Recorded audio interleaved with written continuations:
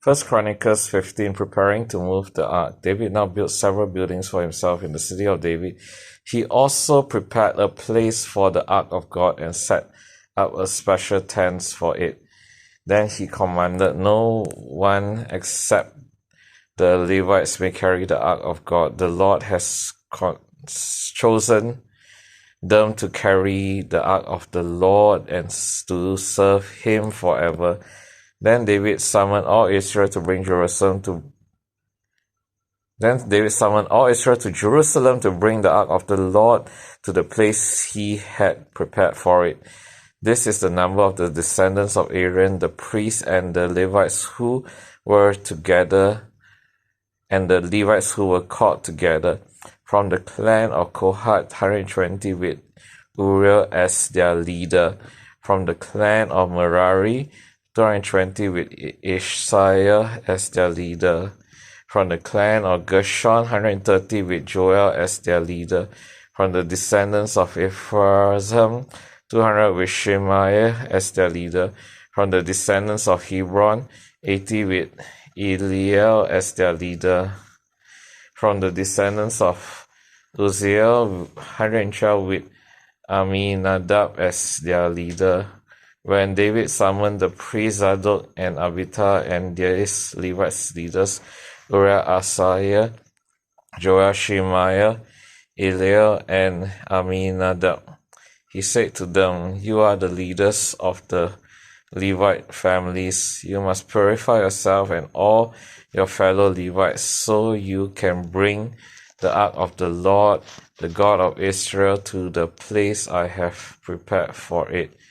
Because you Levites did not carry the ark the first time, the anger of the Lord our God burst out against us. We failed to ask God how to move it properly. So the priests and the Levites purified themselves in order to bring the ark of the Lord, the God of Israel, to Jerusalem. When the Levites carried the ark of God in their shoulders with its carrying post, just as the Lord had instructed Moses, David also ordered the Levite leaders to appoint a choir of Levites who were singers and musicians to sing joyful songs to the accompaniment of harps, lyres, and cymbals. So the Levites appointed Heman, son of Joel, along with his fellow Levites, Asaph, son of Berechiah, and Ethan, son of Cushiah, from the clan of Merari. The following men were chosen as their assistants: Zechariah, Jaasiel, Shemiramoth, Jehiel, Unni, Eliab, Benaiah, Maaseiah,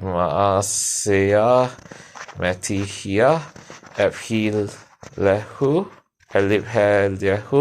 Mikneiah, and the gatekeepers Obed-Edom and Jael.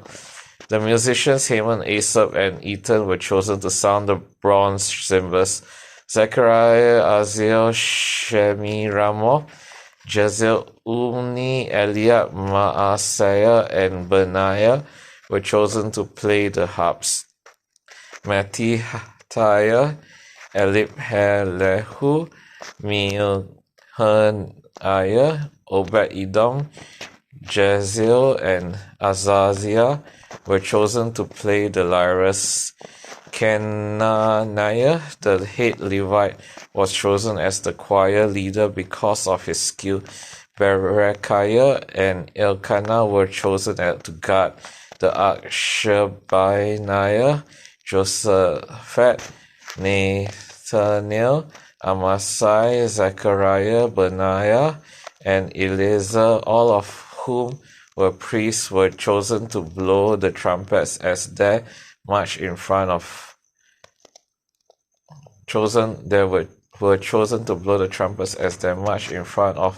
the ark of God. Obed-Edom and Jehiah were chosen to guard the ark, moving the ark to Jerusalem.